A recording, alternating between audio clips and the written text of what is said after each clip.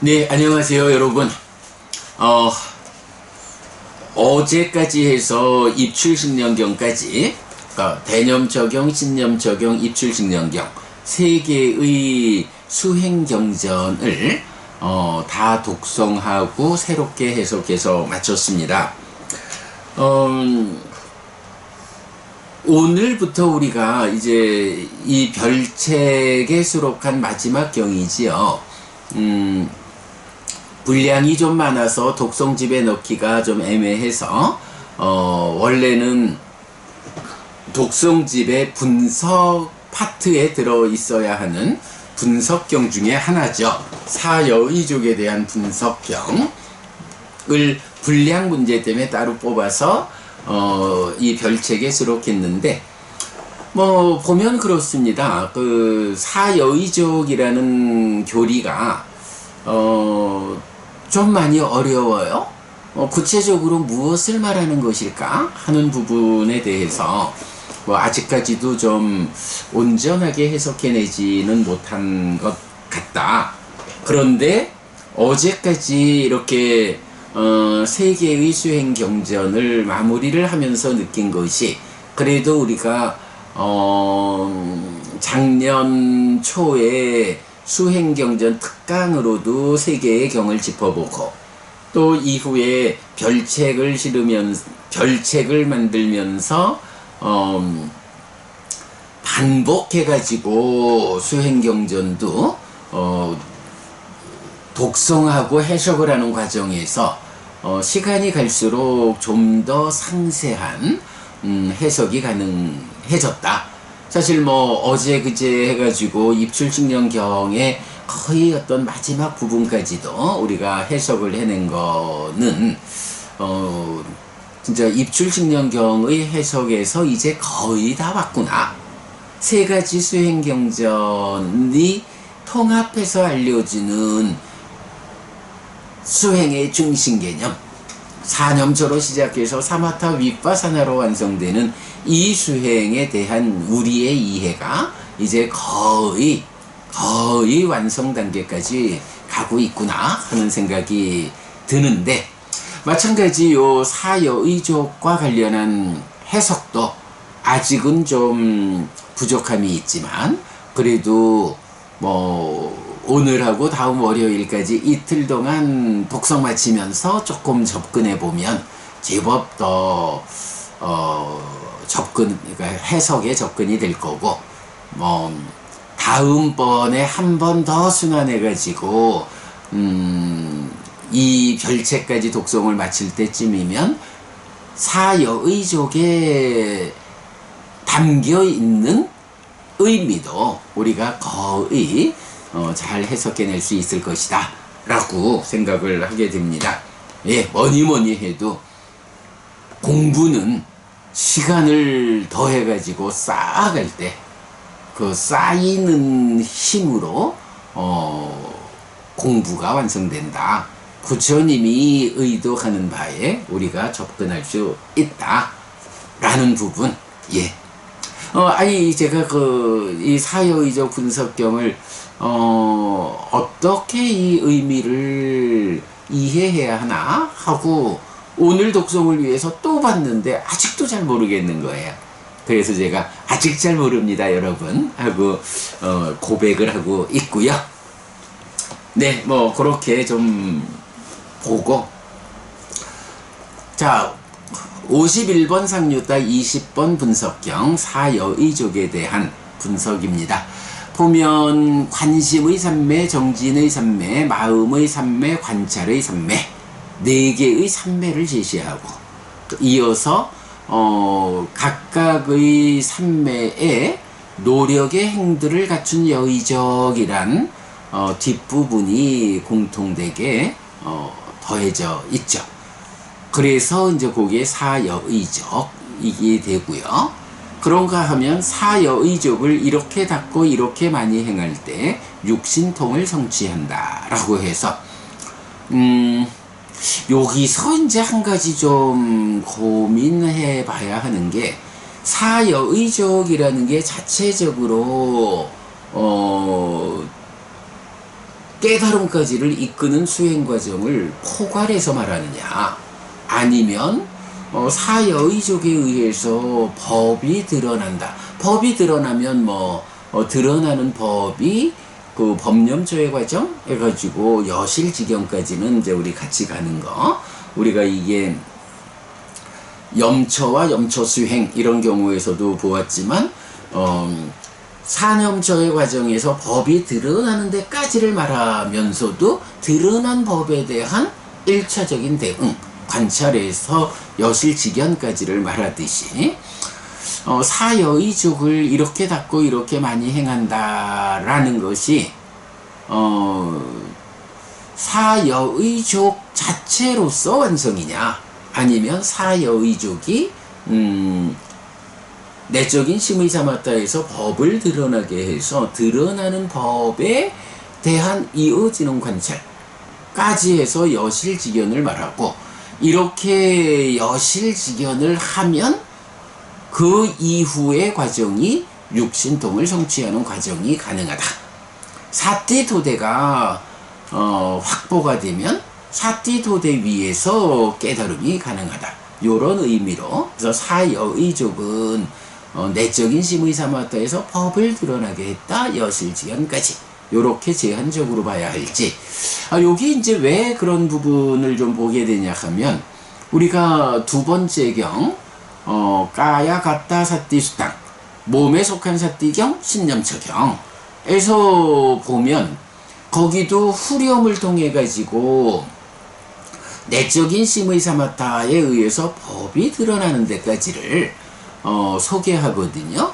그러면 그렇게 법이 드러나는 수행자를 기준으로 법이 드러나지 못하면 열반에 연결된 경들을 이제 포함하지 못하죠.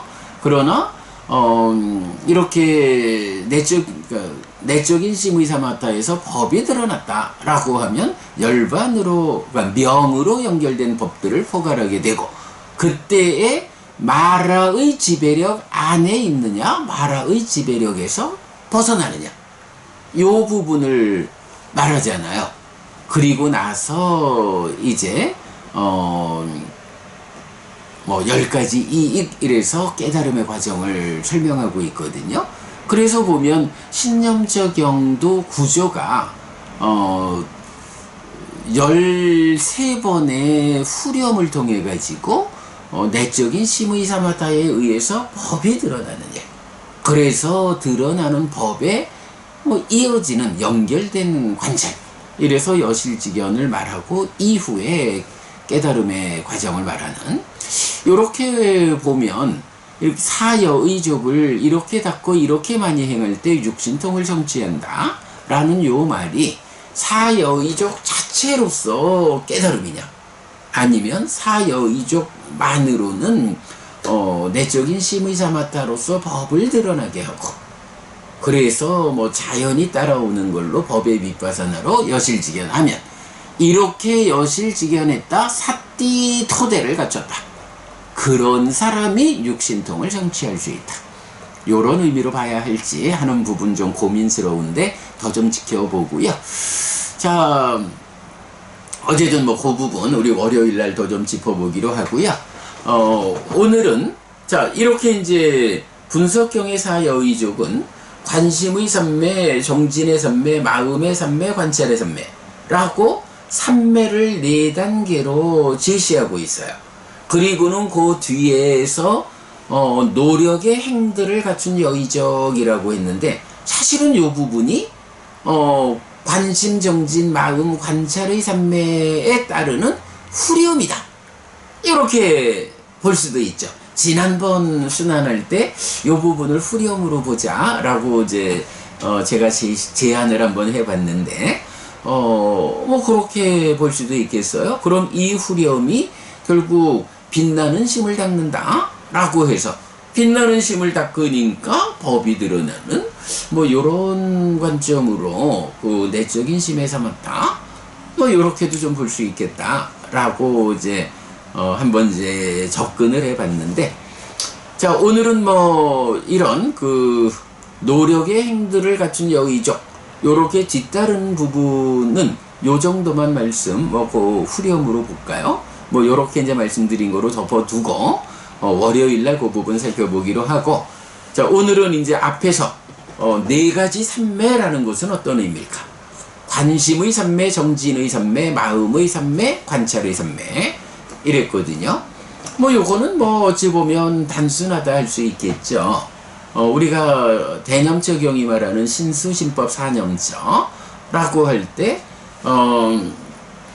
또 입출식념경하고 연결해 보면 첫 번째 신념처의 성취라고 하는 게 호흡, 몸을 대상, 그러니까 몸에 대한 집중, 몸에 대한 집중에 의해서 그러니까 신행을 진정시키는 과정으로 제4성까지를 간다 할 때 요 호흡에 대한 집중, 요 이야기가 뭔가요?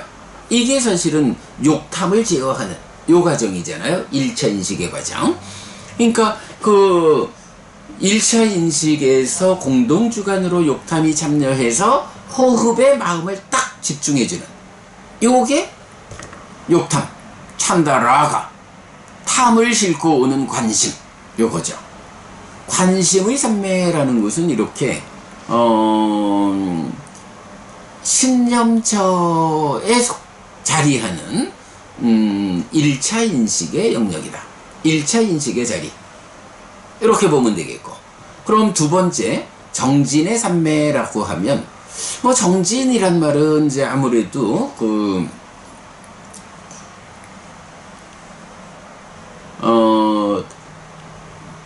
내적인 그러니까 1차 인식의 자리에서 이제 2차 인식의 자리로 내려가서 찌따사님이다, 심상인수, 느낌을 대상으로 진행되는 요 과정이 그래가지고 법을 드러나게 하는 데까지를 제시하면서 법이 드러나지 않으면 방이라고, 법이 드러나면 불방이라, 이제 요런 노력의 성과를 이제 제시하죠.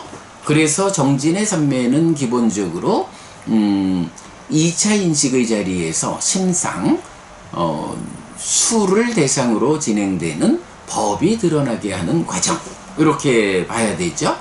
그러면 또 이어서 마음의 삼매, 찌따의 삼매인데요. 찌따의 삼매라고 하는 요 부분이 어저께 제가 아소카 법부님 질문하신 찌따서님이다, 수를 대상으로 진행되는 수념처의 과정이 법을 드러나게 하는 과정이지 않습니까? 라는 질문에 대해서 그게 입출식념경이 앞에 6단계로 1차 인식의 과정, 즉 1차 인식에서 알고 경험하는 자리로서의 느낌, 그게 5번, 6번으로 희열과 행복을 경험하는 뒤따라오는 개발된 느낌, 그리고 이어가지고 7번, 8번이 심행을 경험하고 진정시키는 것으로의 이제 막 무색계까지도 올라가는 이런 토대의 향상, 그리고 그것에 의해서 경험되는 심, 그리고 두 번째 단계의 개발된 느낌으로의 연락, 이렇게 이제 보고, 그리고 나면 거기서 삼매에 들고 하고 풀려나게 한다 라는 요것으로 신념처의 성취 부분이 법을 드러나게 해서 풀려나게 한다, 마라의 영역에서 벗어나는 요런 그 사실의 영역에서 관찰이 시작되는 자리, 요렇게 이제 보았으니까 이제 그 부분이 답이 되어 가지고 정진의 삼매가 수념처의 성취에 해당하고 마음의 삼매가 심념처의 성취에 해당할 때 요 두 개가 하나로 묶어져 가지고 입칠식념경의 7번, 8번 그리고 12번까지의 과정으로 절반은, 그러니까 관심의 삼매 또는 신념처의 성취로는 달리 말하면 몸과 함께하는 1차 인식의 영역에서는 삼매를 성취해도 그 삼매가 색계를 넘어서지 못한다. 제4선이라는 신행이 진정되는 여기까지 색계를 넘어서지 못하는데, 깨달음의 과정은 구차제주, 이래서 무색계의 경지까지도 토대가 올라가야 되잖아요. 이 토대가 올라가는 것에서 공무변초부터 무서의처까지 이런 무색계의 영역으로 토대를 올려내는 요것도 심상, 수를 붙잡고 진정하는 과정에서 더 그러니까 무색계의 영역으로 올라가는 신념처에서 색계까지 제4선까지 올라가는 거라면, 수념처 찌따산 니미따를 대상으로 색상을 넘어서 가지고 공무변초로 올라가는 무색계의 토대를 만드는 게 수념처의 앞에 부분. 그러면 그대로 그러니까 그게 수념처이면서